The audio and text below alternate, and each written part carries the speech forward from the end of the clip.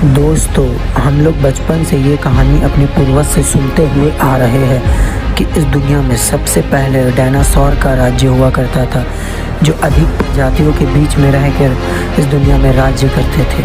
आखिर डायनासोर क्या सच में है या ये सिर्फ किस्सा कहानी है? तो दोस्तों, इस वीडियो में हम आपको बताएंगे कि डायनासोर किस तरीक़ा से इस दुनिया में जीते थे और अब कहाँ है वो।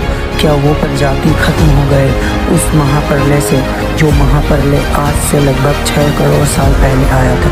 तो दोस्तों आइए हम लोग चलते आज से 6 करोड़ साल पीछे।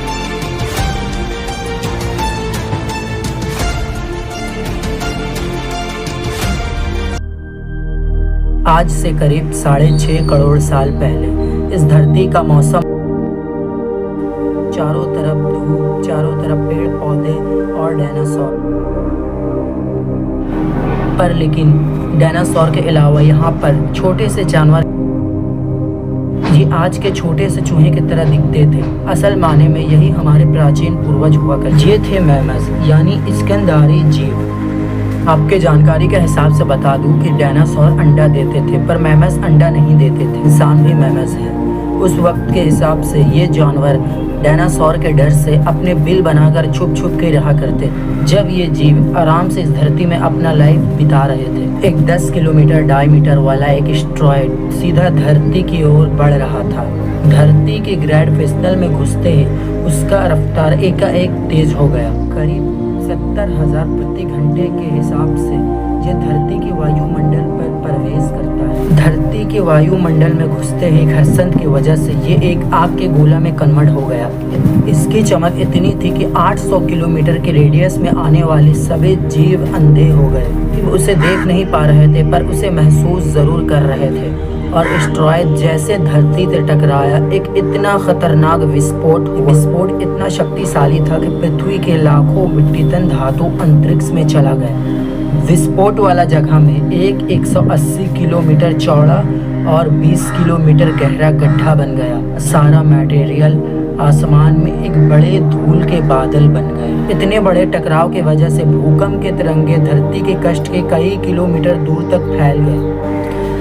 इस वजह से समुद्र में विशालकाय लहरों के निर्माण हुई और देखते ही देखते समुद्र ने अधिक से ज़्यादा लहरों के निर्माण किया। धरती के महाविनाश प्रक्रिया का शुरुआत हो चुका था। इस विस्फोट के रेडिएशन का मात्रा इतनी बढ़ गई कि इसके 800 मीटर के दूर की आने वाले हर जानवर जल के खाक हो गए। महाविनाश में उड़ने वाले जीव जमीनी खतरा से बच गए थे, लेकिन अभी तो ये शुरुआत था महाविनाश होने का। विस्फोट की वजह से जो मटेरियल और पत्थर धरती से अंतरिक्ष में गया था, ठीक 40 मिनट बाद वो आग के गोले बन के बरसने लगे। साथ ही एक बहुत बड़ा तूफान 20,000 प्रति घंटे के रफ्तार से मौत लेकर आ रहा था। ये धूल के बादल कई किलोमीटर तक मोटे थे, जिसके कारण धरती पे सूरज की रोशनी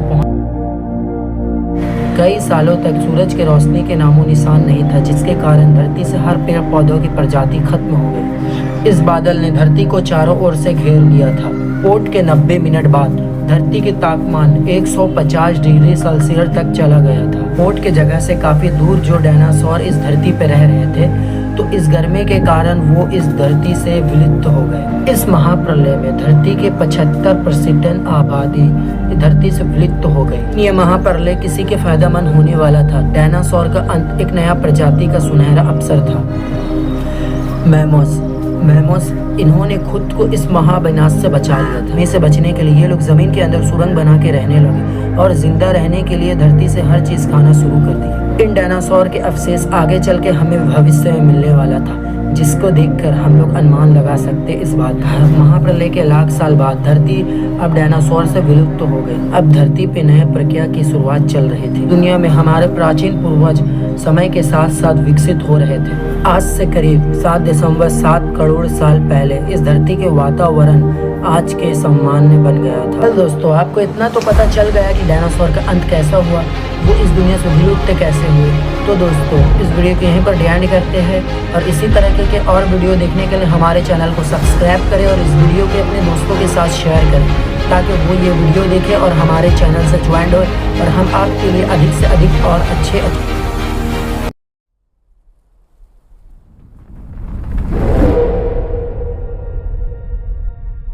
मैं कुछ ऐसा करना चाहता था जो ख्वाब से बढ़कर था।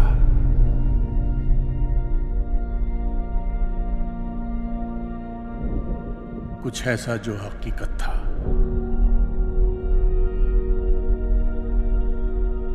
कुछ ऐसा जिसे लोग देख सकते, छू सकते।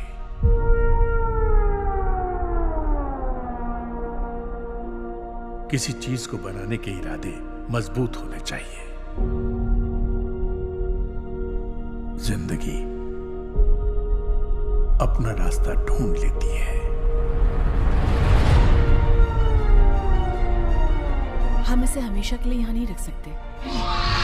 उन्होंने इसे ढूंढा तो हम इसे दोबारा नहीं देख पाएंगे। हमारा फर्ज है इसे महफूज रखना। इंसान और डायनासोर्स एक साथ जी नहीं सकते। हम दुनिया की तबाही के जिम्मेदार हैं।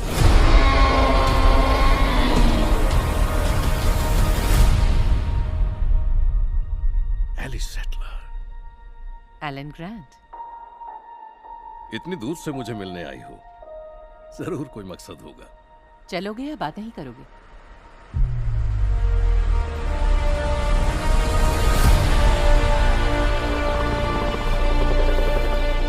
इंसान लुप्त होने की कगार पर खड़ा हो गया है।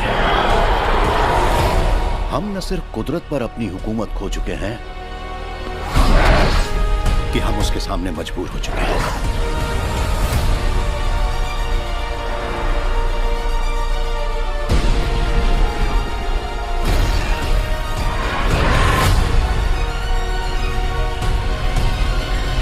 लौट कर आना। हमेशा ही आता हूं।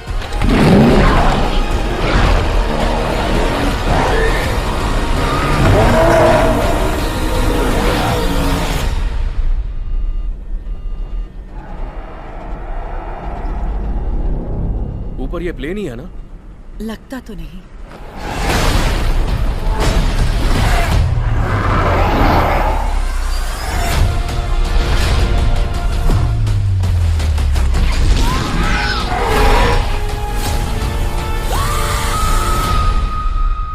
जरा भी हिलना नहीं। इतना विशाल, आखिर ये हमेशा उम्मीद से बड़े क्यों होते हैं?